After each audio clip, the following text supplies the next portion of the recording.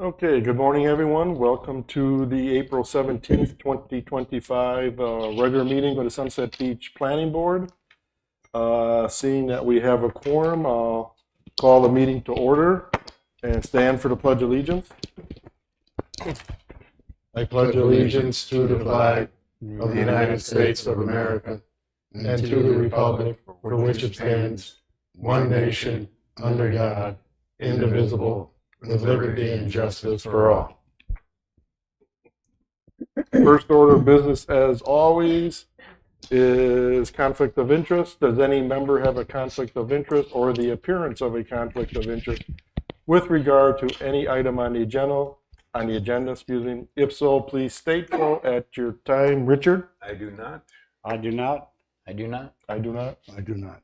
Okay, seeing no conflicts. The next item is to amend or approve the agenda. Anyone would like to make any amendments to the agenda?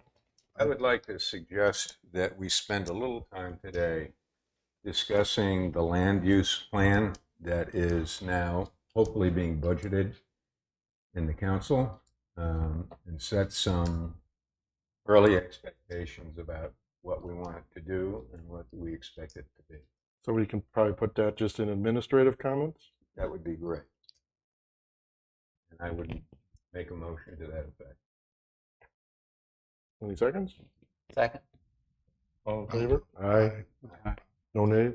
Yeah, so we'll just add a little, I guess, a discussion point in section 8, administrative comments, which I think that's the most appropriate place to put it. More of a planning thing. Okay. With that one change, the agenda is approved with the addition. Public comments, the first public comment section. Oh, wait a second, we approval minutes, but there was none available for this meeting. Good. Item 5, public comments on anything on the agenda. So other than the applicant, any public comments like to speak at the podium for 3 minutes? Yes, sir. Just state your name and address and then 3 minutes for your comment. My name is Ralph Simmons. I reside in Columbus County, but my home is at the beach house. 203 is next door to the bridge property or proposed property. And I'd just like to say, I think it would be a great asset to have the bridge moved to the location for a permanent place, and it would be an asset to the city. That's about all Thank you. Thank you, sir. Thank you. Anyone else? Okay. Move on to new business. And the new business item on our agenda today, 6.1, rezoning Brunswick County Tax ID 256 HB 031, the Old Bridge Society. Turn it over to Ron Satterfield for his staff report. Do that, and then we'll hear from the applicant. Sure. And then we can have our discussion. Sure. Thanks, Ron. So what we have before us is an application to rezone property on Shoreline between 109 Shoreline Drive and the property that Mr. Simmons owns at 203 Shoreline Drive West. The request was submitted by the property owner, the Old Bridge Historical Society, who is the owner and the applicant. And they're requesting the approval of a zoning map amendment to rezone the subject property from mainland residential 2 to mainland business 1. Site is currently vacant. It's about 88 hundredths of an acre in size. It's immediately adjacent to the east of the property, immediately adjacent to the east of the property, subject property at 108 Shoreline Drive, houses the current Old Bridge Historical Society building, and it is zoned MB1. Uses along this portion of shoreline consist of single-family homes, commercial and institutional uses, and vacant properties. You have some information in your packet of what's of the adjacent zoning and the uses there. So north is MR3 and MR3 conditional zoning. I believe it consists of the Sea Trail. But to me, it looked like an office, some type of office run by Sea Trail. South is MR2 It's and the office with an addition and parking. right. That's not done. South of the property, other side of Canal is MR2 and CR1. East is MB1 as previously stated, and to the west is MR2. Giving you some purpose statements of what each of the MR2 zoning district and MR1 zoning district is. Just keep in mind, as this is a general rezoning or not a conditional zoning, that you need to consider all uses that are allowed and so forth. You do not have a site plan to review on this. If rezoned, any development of the site would be required to comply with all of town of Sunset Beach UDO requirements, including parking, landscaping, buffering, tree preservation, setbacks, and height restrictions. I'm giving you in their packet some information on the dimensional requirements. On page 2, I think there's just one typo there, right? Typo. What's the typo? The fifth dot should be MB1, right? Not Instead of MR1. MR1. Where? I'm sorry. Fifth dot. 1, 2, 3, 4, 5. Yes, MB1. You're right. Thank you for catching that. So the record that's corrected to be describing MB1 main business district. Yes. Thank you. So on page 3, you have table the dimensional requirements by zoning district, and you'll see the MR2 zoning district requirements, MB1 zoning district requirements. If this property is rezoned to MB1, would have a minimum front setback of 5 feet. And there is no minimum side setback, but note that there is a minimum 10-foot buffer width between this property and if this property is rezoned between this property and any residential property. So this Simmons property, as an example, there would be a minimum of a 10-foot wide buffer. Provided some policy guidance, hopefully, in the comprehensive plan. And my analysis of this is staff would recommend that the planning board make a favorable recommendation to rezone this property in MB1. Available for any questions, and the applicant is here for presentation questions as well. Okay, should we hear from the applicant?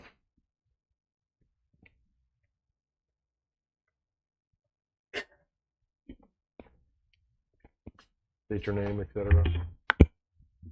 Good morning, Ann Bockelman, 404 3rd Street, Sunset Beach. Good morning. Thank you for the opportunity to speak with you about our rezoning request. We are seeking this rezoning because currently in our zoning, the zoning of the property that we own, it is not allowed use to have a museum. We also appreciate that MB1 will give us setbacks of 5 feet rather than 25 feet in another zoning.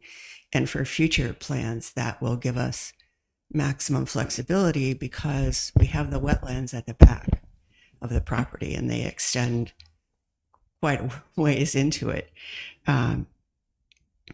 Our group, and we also want to keep the bridge as close as possible to where it originally was sited. So that's why we are in our current situation, in our current location. That's why we want to move to our own property. Our group, which was then called the Old Bridge Preservation Society, was founded in the summer of 2010 when the new bridge was under construction. We wanted to save the old Sunset Beach Bridge because we felt it was an important part of our town's history. And we wanted to use it for educational purposes. So we incorporated as a nonprofit and became a 501c3 under the federal government. We are focused on community education and service. A few years ago, we changed our name to Old Bridge Historical Society to better reflect our goals of discovering and preserving the history of our town. We serve our community through educational activities, including history walks, our Young Explorers program for children, in the summertime, speaking to community groups, participating in community events and fairs. Our museum in the Tender House is small, but it contains Native American pottery sherds that are over 1,000 years old that were found right here in Sunset Beach. Sea Trail used to house or used to be inhabited by quite a few Native Americans. And some of these remnants were found during its construction. We have artifacts from blockade runners during the Civil War, including the Vesta. And we have photos from Sunset Beach before it was Sunset Beach and many other things. I'm sorry.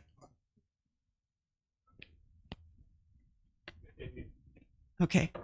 Um, we like to say that we're a little museum with a lot of stories.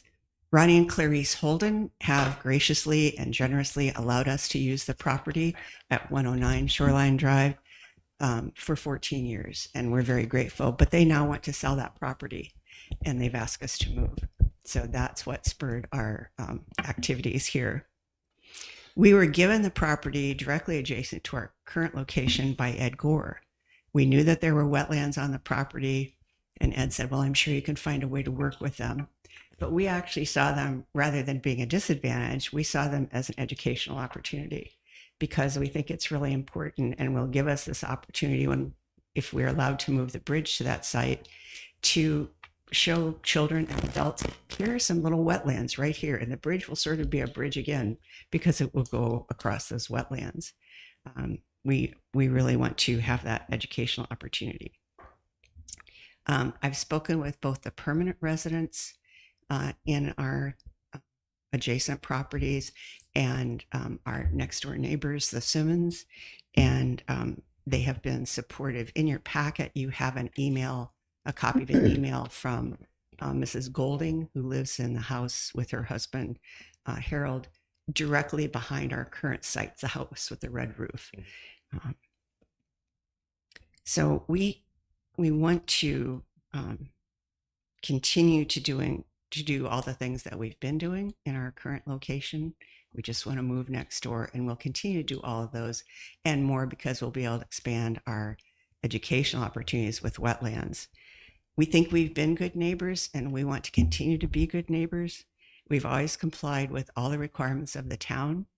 We used to just come and say, okay, if you explain the rules to us, we will follow every one of them. And it's happened that way, and we have followed all the rules, and we will continue to do so. I would like to mention that as a nonprofit and a 501c3, we have certain requirements from the IRS and from the state to incorporate in our bylaws, and we have, of course, done that.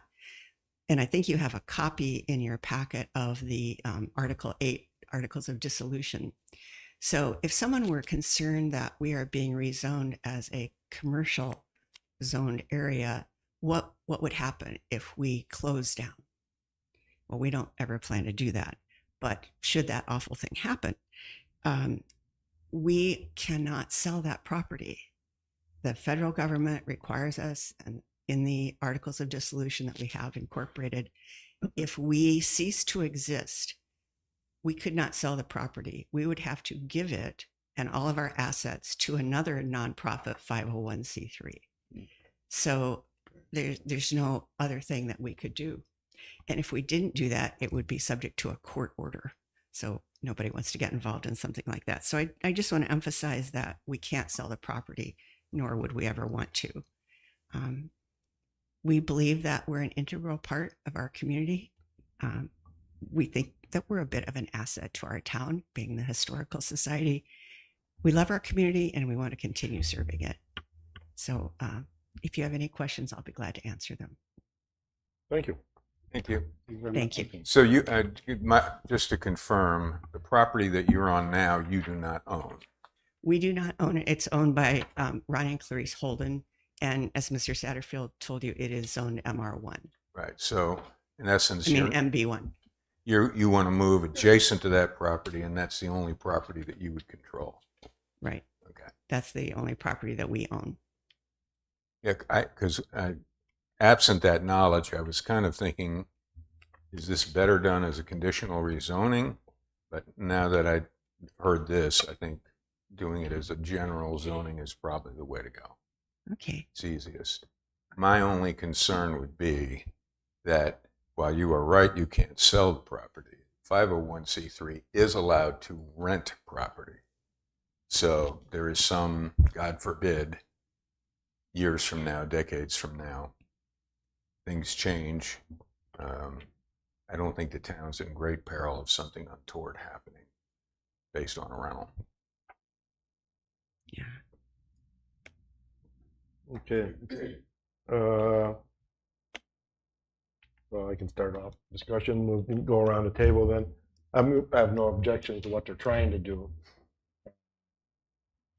I expressed an early concern that if this is a permanent rezoning, whether we should go all the way to MB1 or just to MB2,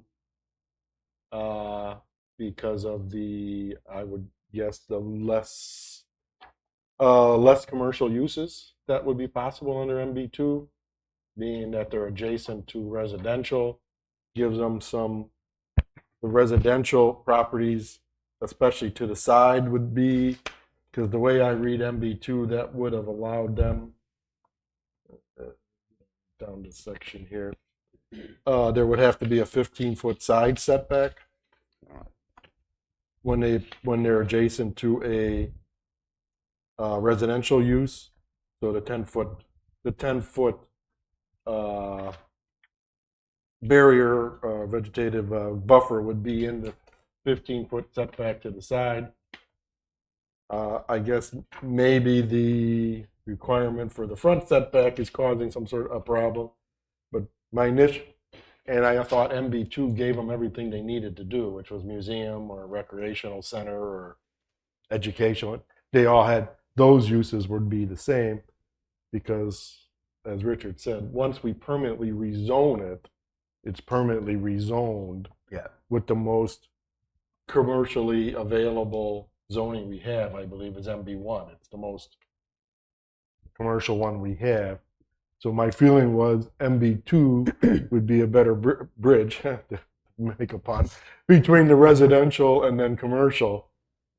So And that would include the capability to have a museum and educational all those facility. uses are the same. But they It's wouldn't just be other allowed uses. to put a dry cleaners back there. Well, you or got to look at the uses. manufacturing. You got to go down the whole use list to Yeah. see where there are differences. There's not a lot of differences, but some of them would be a little. But I understand their point, their bylaws, but those can be pierced any other lots of ways. Okay, Yes.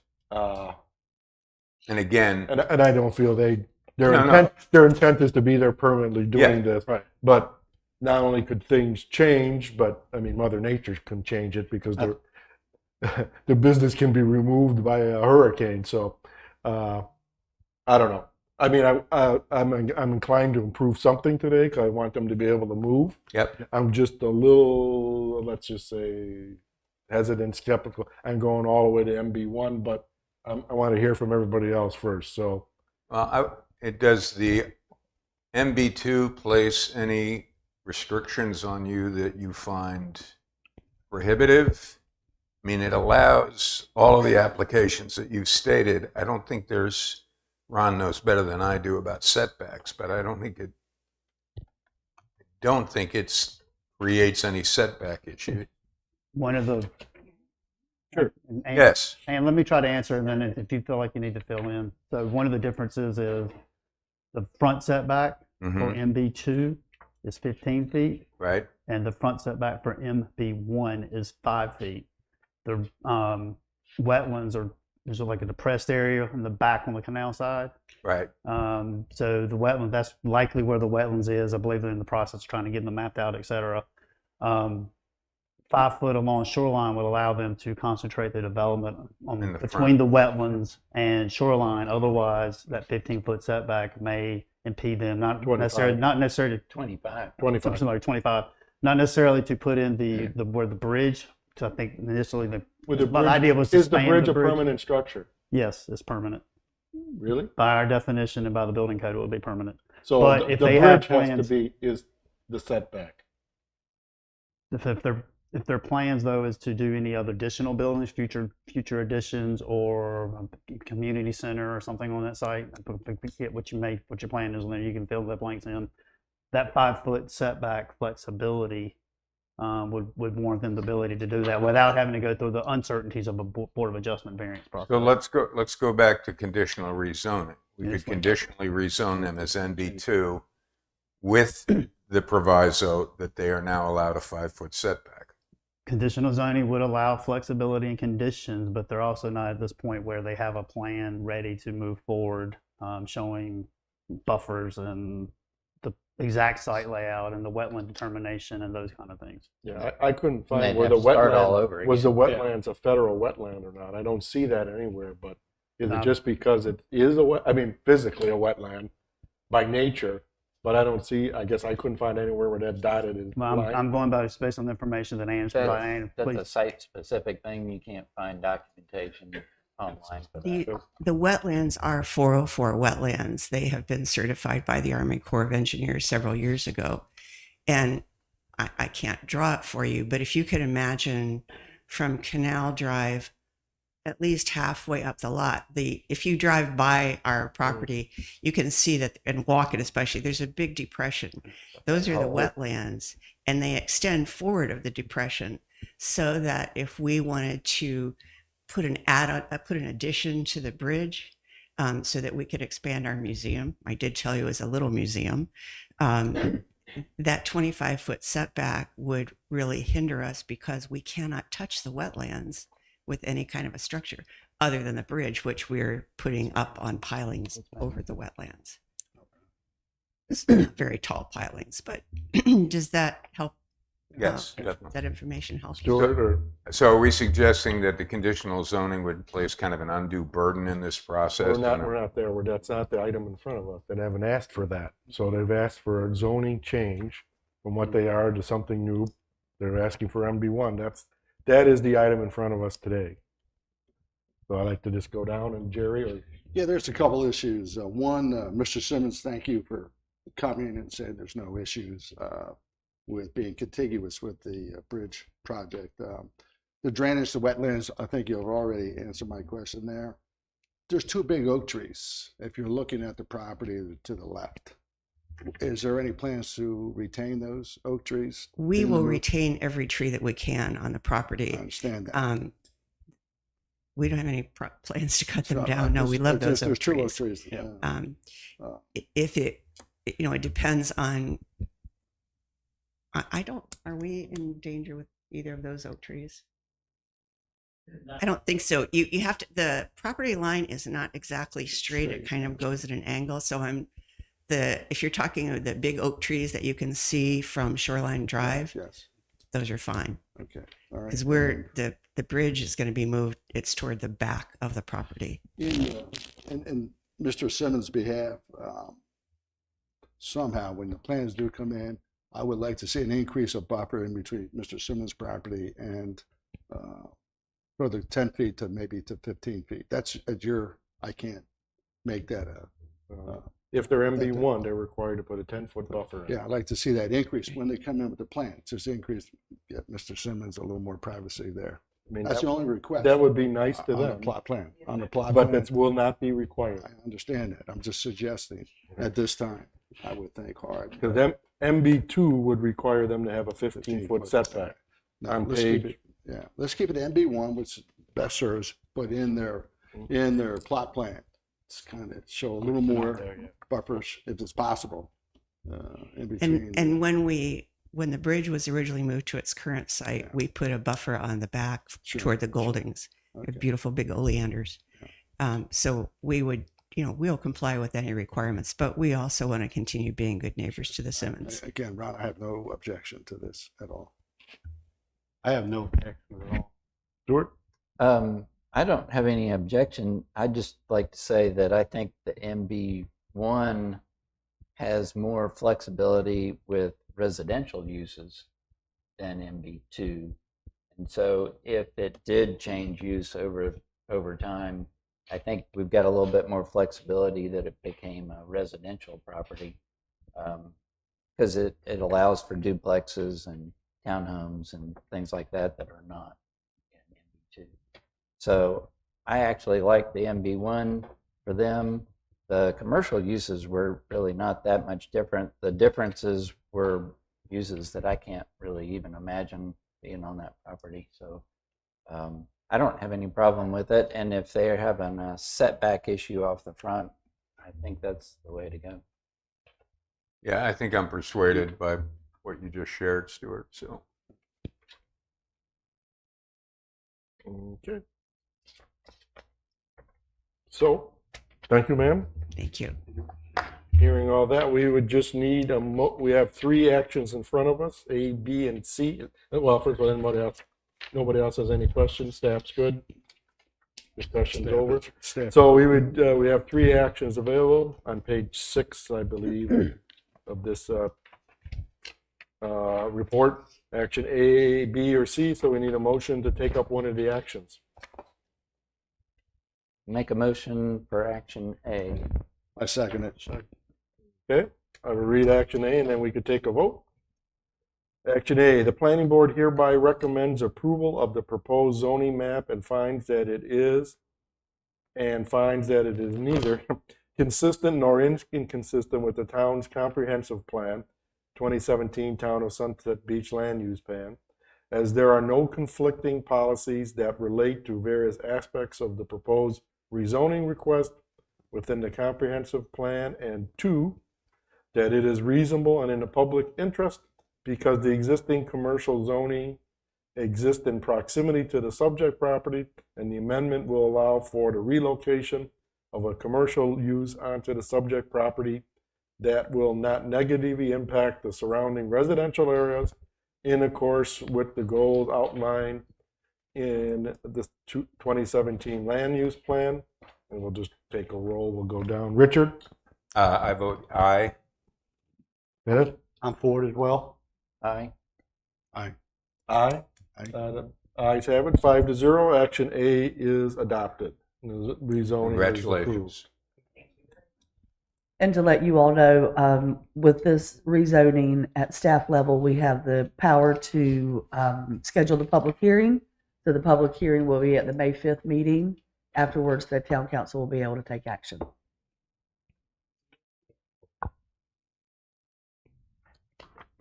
Okay. Thanks. Thank you. The next item on the agenda, I put it on there just as a discussion on non-residential parking. I guess if you folks want to leave, you can, unless you want to sit through, talk about parking, which may have something to do with your business. So you may want to hear or not hear it, but it's up to you.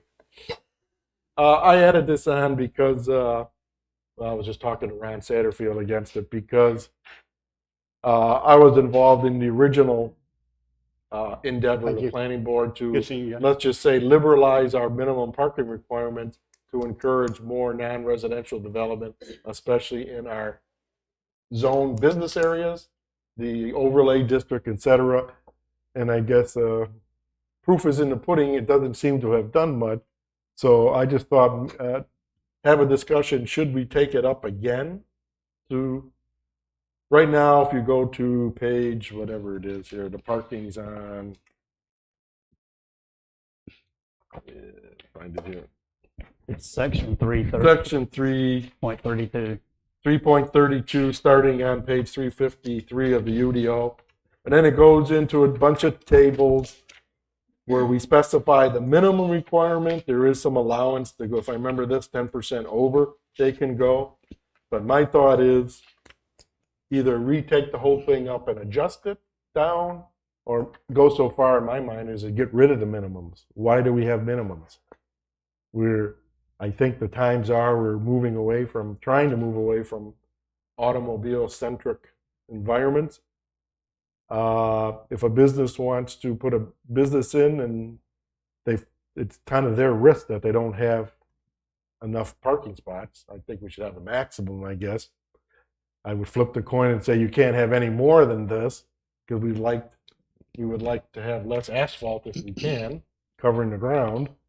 So because I think what we've done doesn't seem to have been very effective, and maybe we can hear from staff on what they've been hearing on anyone asking, or, should we just leave it? I mean, we could just choose to leave, but I thought it was worth, since we only had one item today, to at least have a little discussion whether we should move forward on changing this, either by revising the minimums down substantially or getting rid of them or whatever. So, Well, sorry. I think this is actually, much to my surprise, a relatively cogent and important thing for us to discuss. I mean, the fact of the matter is, what remains within Sunset Beach to be developed is primarily commercial. So parking rules in terms of what hopefully we're going to create in terms of commercial development in Sunset Beach, I think are pretty important. I haven't thought this through as, Well, that's why we're having a discussion today, so everybody can do their research and think it through before the next meeting, but. yeah, because I think, I'm on the record of hopefully that we're going to be able to provide some commercial development in the village district / mud district, and parking, how parking works in that potential build out is going to be pretty crucial. So I think this is worth spending some Yeah, time I'm on. assuming our town parking lot here met the parking requirements. Right, as you can see, there's a lot of square footage there, and I don't know what would you say is our average utilization? 50%, 30%? So, It's different for a town Yeah. hall though, because they're kind of designing for a maximum usage. Because when people come to a public hearing, if it's a big thing, you want them to have a place to park. You don't want them to Mhm. not come to the public hearing. well, I'm just using it, and I don't know what the utilization of other lots are, but. No, there's lots of parking lots in town that are way overbuilt. Right. So that was, No, it's Jerry, something second. we need to talk about. Like to do a little research on this first. Is there any issues with this regarding this max with the town? I'm not opposed to relooking at it. Mostly, I've had two I'm sorry. two folks express interest in developing some commercial uses here in town, and both of the conversations that I've had, the parking, they're having difficulty complying with the minimum parking standards. One was somebody potentially doing a skating rink, and the only use that I could find in here was the indoor recreation, commercial recreation, and I think, let me find what that standard was. It was pretty excessive. Yeah, that's Commercial recreation, Yeah. it's not going to work for them. No. it's one space for every 200 square foot area, That's like a gym. plus one for every three. Well, it's like, And I would think a good use in this area would be an indoor pickleball courts. But if you look at their square footage versus people, and you look at it, It won't work. it's too much parking. So, Right. but my point though, that was that it's. I'm not getting into how commercially viable is a skating rink here in town. That's not for well, me that's to not determine. completely right. But the fact that she was interested, the requirement was going to have like 50 spaces, and in her own business models that feel like more like 20 spaces was the maximum that she would need. So whether it's adults or kids, a lot of times kids will be dropped off at a skating rink, not have a bunch of cars parked What's out front. So I got two questions for actually both you guys. One is, is there like any, in our code, like a safety requirement? Do you have enough room for the fire department or an ambulance? there, Is that separate from parking? that's In separate other from words, parking. if somebody decides they just want a business and no spots, would something else drive and have enough room for an ADA, ambulance? one thing, they'd have to have some Fire- ADA They compliance. have to have ADA. Okay. They have But to there have are And handicap then, parking. and what's your guys' experience in other areas on this? Well- It seems like less automobile centric is where we're kind of moving. What are your bigger towns or other towns you guys have worked in I have? can speak from my experience real quickly. And I was involved with one of the co-authors of the Land Development Code in Wilmington, the one that was adopted in 2021. We did a big push on what I'm going to say right-sizing our parking requirements. We had staff, and we don't have the ability to do this here, but we had staff that we would send to various uses. They went to financial institutions, grocery stores, big box, the home improvement stores, restaurants, etc. And they sat in counted cars versus unoccupied parking spaces, various times of the day, various times of the week. They went to the banks, as an example, at noon on the 15th of the month, your proverbial typical paydays, etc. Outside of restaurants, which if I remember the study correctly, restaurants were about 97 to 98% occupied at pretty much any time they were there. Everything else was overparked.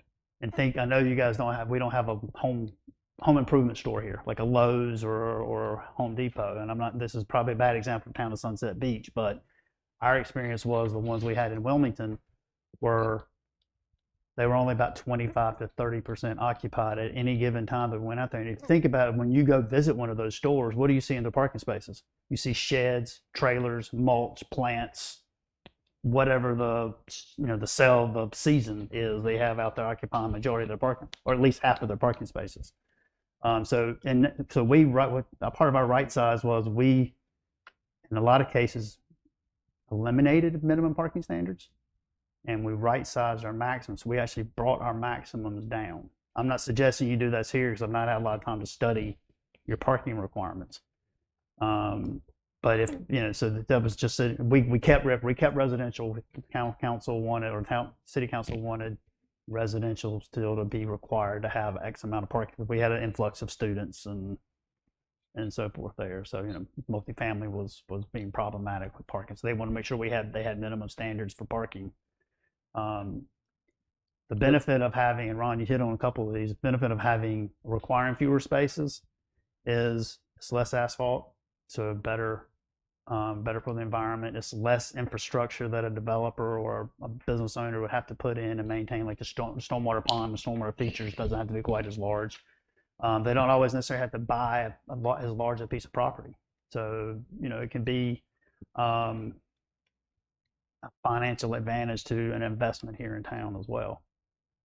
So we can approach this different ways. You mentioned, looking at full study. We can look at just Well, I don't know, like I say, if we don't want to do that, if just looking on paragraph D here, what page are you on? I'm sorry. Page 3-54. I mean, the way we do it now is apparently for BB1 and MB2, we allow a 10% reduction from the minimum. Right. We could just expand item 2 there to a bigger reduction in more zones. I mean, there's other options. Right. I mean, we could have BB1, MB1, MB2 may take on, instead of 10%, a 30% reduction, and then allow on 3 that you can't go 20% over. We can rethink whether we want them to go over at all or reduce that. So without going to a huge study and one by one, it looks like we can take those 2 lines and give more flexibility without, like you say, we don't have the staff to study every single one. Right. We did last time, we went through every single one and tried to figure out what's the minimum, and I think it took about 4 meetings to do. I don't know. I don't remember if it was Todd or Hiram or whoever we went through it with. But the issue with part of this is that a community like us, you guys asked us to do a study. We're going to go look at what do 10 other beach communities do or similar. And the issue that I have with that is that they're not parking experts, right. And they likely, when they amended their code to right size their parking, they went to 10 other communities and maybe even looked at Sunset Beach, see what Sunset Beach requirements. So that's the problem. We're not parking expert. I'm not a parking expert on that, and so that's why we did our own field study in Wilmington. Another advantage to us in Wilmington was we had a lot of redevelopment going on because our town was about 80% built out, and we were having a site with an empty building with 8 parking spaces, and someone would come in, I want this ideal location for a restaurant. I'll put a restaurant with however many seats, and by the time you did the math, they were required to have 25 parking spaces, and we would say, sorry, you can't locate there. And so the building would just sit derelict, for a long time. So it was also an opportunity for us to, hopefully, the goal was to allow some redevelopment to like our eating establishment. But that's not something you guys do here as much. There's one space per 200 square foot. Eating established with a drive-through window must also include 3 stacking or queuing spaces for the first window, 3 stacking as queuing spaces for each additional window. And that's just the queuing. That's just the waiting the drive-through. So, and as Ron said, we do not have the staff to be able to go do that study, but there are 5 of you, so you could take the study upon yourselves. Yeah, and I mean that'd be something I could probably have lived here and frequented so many commercial establishments, I could probably do the study right now. But what is attractive about this, if we're trying to attract smaller boutique businesses that would be more in keeping with what I call big beach, small town vibe. These parking minimums really present a barrier. And I think, reducing or that barrier is going to allow us to encourage the kind of commercial development that we want. Because we're going to talk about the land use plan, and that's really in concert with the land use plan, but I would say that, we want to avoid certain kinds of development that, in the jargon are going to make us look like North Myrtle Beach, right? So I guess the question is, anybody else, Stuart? Um, Jerry? I kind of agree with the right sizing aspect of it. Go Yeah. through each Yeah. one? Well, my experience was that big cities were going down on minimums. Raleigh did that. Town of Apex went down on all their minimums, but they didn't eliminate it. But they were having more trouble with residential parking because people are now having 2 or 3 cars. There's 2 people that live there, but they've got 3 cars, and there just wasn't enough parking. So people were parking on the streets, and that was getting in the way of the emergency vehicles, and that was causing more trouble than the businesses. Yeah. But they were encouraging, shared parking agreements, that kind of thing. Because I'm thinking about the shopping center up there with the Family Dollar and all that. I mean, the seagulls take up more spaces there than the car. So, I was at Family Dollar yesterday. They are getting ready to redo that store, so they're closing, and they have a sale in there. Everything is 50% off.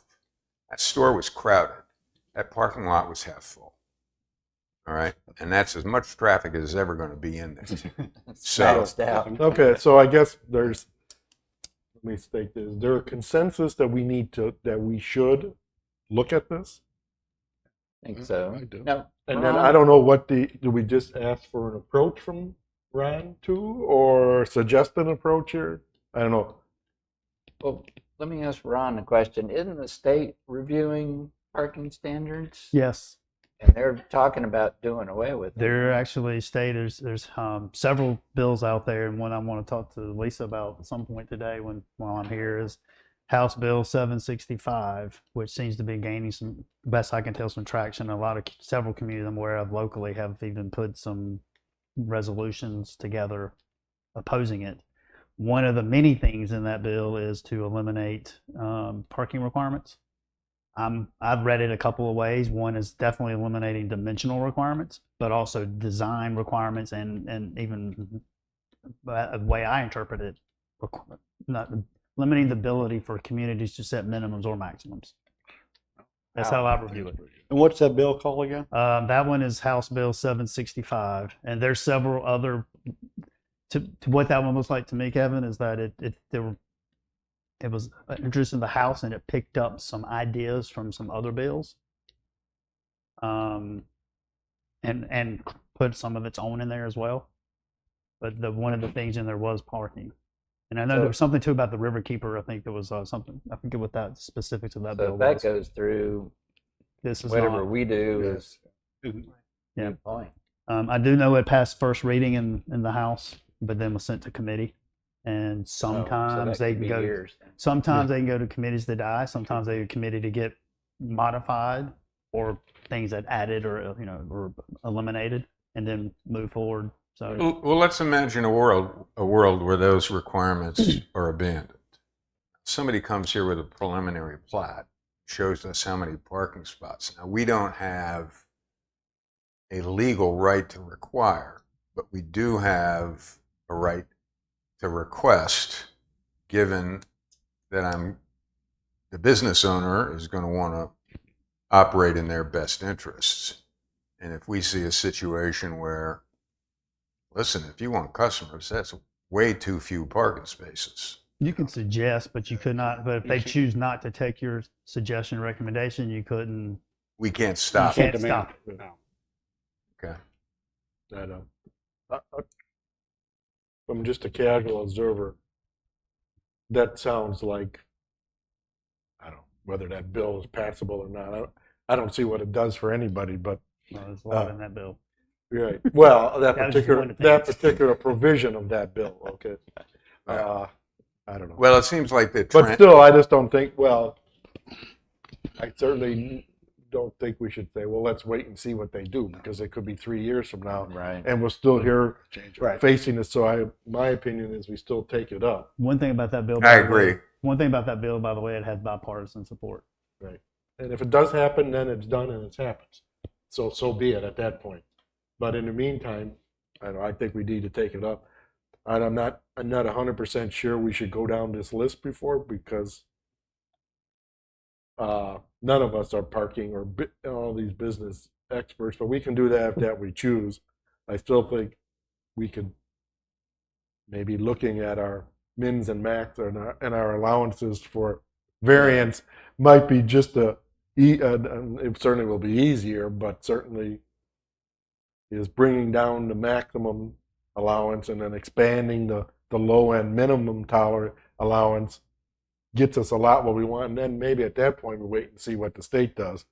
But at least it opens up, I think, some flexibility. Now, we certainly could look at this list, and I will, to see anything that jumps out at me that looks like, wow, why did we do that?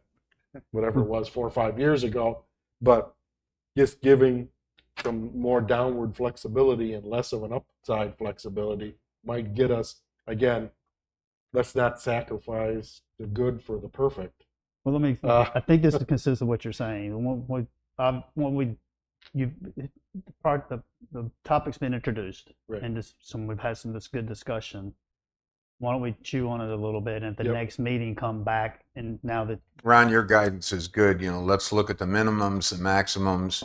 Let's look at the individual applications. And if something jumps out as, whoa, we don't want to hem them in, maybe we can highlight, and perhaps put in the UDO that in this application, minimum and maximum parking standards are not applied. Best way to say it. But yeah, I think that's a good plan. Okay. All right. Okay.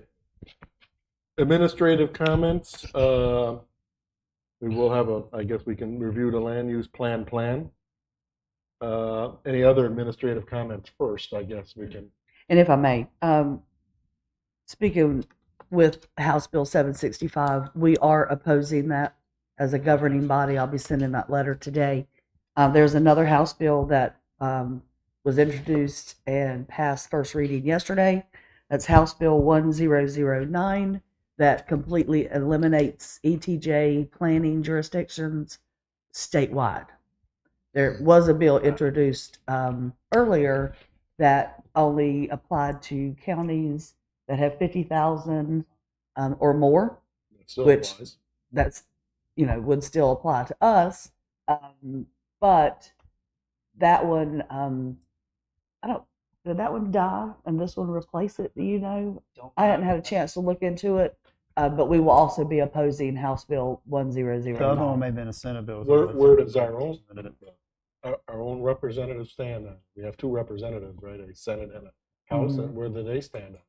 I have not heard anything of I know their stance. Southport had their ETJ removed. Mhm. Yeah. That's So the one I'm familiar with. But this is Would this is impact the statewide. transition of the Angel Trace development? No, because No. they're It's been annexed. annexed. They've already annexed. Okay. It's cool. anything that's still in ETJ. But Jaguar's Lair, the remaining Sanctuary. 3 sections, the remaining So that would move piece that of the to county, right? sanctuary, that would move it to the county, correct? And the commercial plat across from Talk of the Town would be okay. So just to make you aware, we are opposing that legislation that's in Raleigh now. And we did talk with Wes. Stewart and I had a conversation about getting Wes to come for a meeting. And I don't want to speak for you, Stewart, but he's not available in June for your meeting. So Ron and Wes and I got together and are looking at 2 dates to move your May meeting. And those dates are May 1st and 5th. Cinco de Mayo. that doesn't give you a whole lot of time to research the parking to have that on an agenda. So you could still have your May meeting, which I think is the 22nd. No, the May meeting's the 15th. 22nd. Yeah, 15th. 15th. Okay. So would you be available for either one of those days? Thursday, May 1st, Monday, May 5th? May 5th is better for me, but May 5th is better for me. It's a Wednesday. so I'm It's a open Monday. either day. Monday. May The Monday. May 5th is council meeting too. Right? Mm-hmm. But we would have it in the morning. Right. Yeah.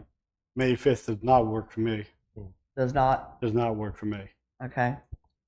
so The May 1st? First is okay. May 1st, I have to move an appointment, but it's movable. Anybody else? It's a Thursday. I have already an appointment at 10 a.m. on the 1st. We can do Well, it. on the 1st, we could do probably any time. Just May 5th, we'd need to do early because of all of us preparing for the Well, council meeting. That what night. else is on that agenda? We have- Well, that would be a special meeting to discuss the land use plan. So we could. Because set what I it- heard is, I don't have any items for the May 15th meeting other than this parking discussion we just so had. we'd still probably have parking on the 15th. If that's what the pleasure of the Good. board But is. we still That's have the your- 50. that's And your we would regular add a special meeting for it. For me, it would have to be, if it's on the 1st, it would have to be in the afternoon. What time? That's fine with me, actually. That helps. 1 o'clock. I can't do afternoons. You're teaching, I'm coaching. coaching. Oh, okay. Yeah, so I'm still coaching. Okay. Well, why don't you all just give us some dates and we'll go back to Well, West how and long see. was well, about 11 a.m. How about May 2nd? And May 11 o'clock's fine. As long as I'm out of here by 2 o'clock, I'm good. Oh, Okay. so we can, So May On May 1st 1st? at 11? that Sure. might be too tight to 11. You got to be out of here by what time? 2 o'clock. Make it noon time. Well, noon's fine for me, but staff probably don't like it. We're in their lunch hour, right? Yeah. They could, you know. We can do fun. I mean, if we make it at noon's fine with me. I don't care. It'd be nice if they brought in. But I can't. We're fine with that. If you want to do 12 o'clock, does that work for Wes? I'm Okay, texting now. okay. May 1st. So let's plan on May 1st at noon, tentatively, and publish from there. And the item will be just on land use plan planning. The land use plan discussion, yes. Right. Yeah. And Yeah. currently, the funds are in the draft budget. I haven't heard anything from the council saying that they would remove it, but it's in draft form. So the budget won't be adopted until June 2nd. But I don't anticipate them pulling the funding. One of the aspects of the 2017 land use plan that I thought was extremely helpful and somewhat overlooked was the fact that we did a community survey, an independent community survey that asked questions such as, do you want a hotel? Do you want to, believe it or not, 45% of the people wanted a hotel. You wouldn't know that from the ruckus we had in here just to extend the height. 90% of the people wanted a restaurant. So I hope that gets included in the budget. I mean, obviously because the other problem with it, and I quote, it was supposed to be at a community involvement event. And the quote was, attendance was quote unquote sparse. So this is one of those things where you tell people, hey, we're getting ready to do this. Be there, be square. And they kind of, But then when the results come and it impacts them, all of a sudden, parking lot's full. So I think the survey would give us, and I just want to make sure that's included in the budget because that doesn't incur some costs, because that would be very helpful in terms of, hey, if 90% of the people don't want a hotel, then fine. And Stuart and I discussed when we were doing the master park plan, the consultant actually went and set up tables at the gazebo at the beach for the day, and the park for a day. And then we had community meetings, here as well. Yeah. So you don't have to have them in this building, and when Wes comes and talks to you all, he'll give you all of those options. of how to get the community involved. Okay. Yeah, and I want us to think about too, about being a bigger part of this and not throwing it all on Wes. So maybe we can lead some of these meetings and Wes can be there to, take notes or whatever, but he doesn't have to necessarily lead every meeting and do everything for us. Yeah. I mean, we don't really have a big, Yeah, pile up of work I guess coming our way. I mean, yeah. And maybe we can cut some of that cost, and or maybe we shift some of the burden onto us, and then we can do more with the land use plan under the same budget. Yeah. Because I think, the land use plan from 2017, which had some great aspects of it, I think was rather loosely organized and didn't have really great focus. There's some bases we have to touch. We have to do the CAMA stuff, and that should be one section. Let's revise all that data. There's probably a whole set of rules of what has to be in it at a minimum. Yeah. Yeah, so we got to do that. But it's less Board than it decided was in not to count on. 2017. Okay. Board Which is- decided- But I guess Which the is other good. point in my mind, what's left to plan for? It's very low.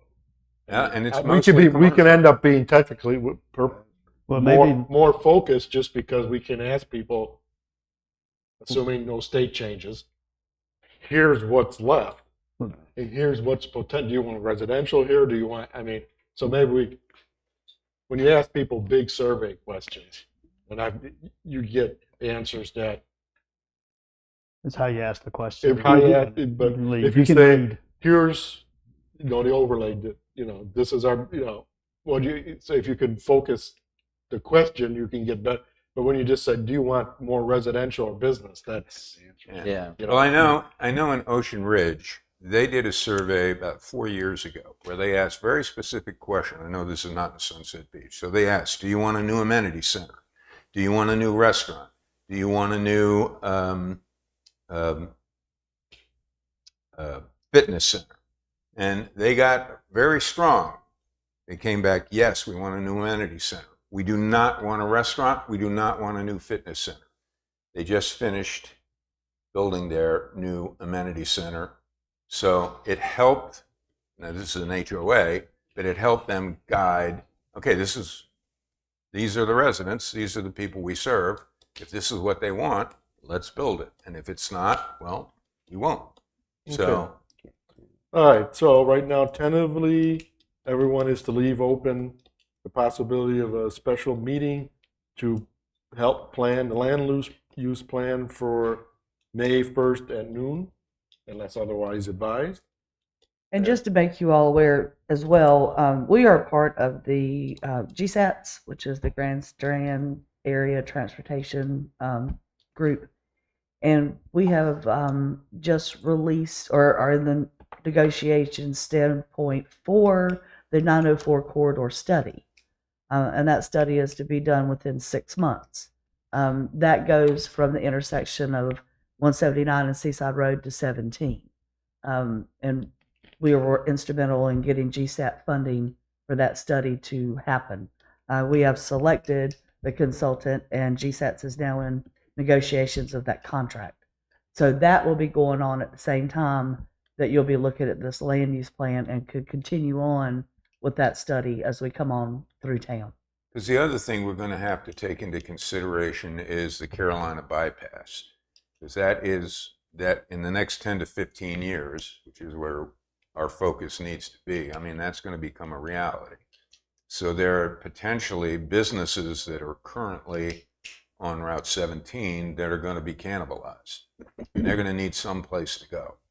And that might be an opportunity. I was in Mackay Brewery the other day, and I said, you're on 17. There's a good chance you're going to have to move. And he nodded his head. And So he looked at the spot there between the Dollar General and the Coastal, whatever they're called. There, right? He did.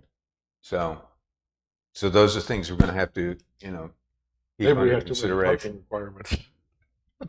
Okay, that's what we'll do. Okay, good. Last item is any public comments? Seeing none, Motion to motion adjourn. to adjourn. I second. All in favor? Aye. Adjourned. Aye. I got it.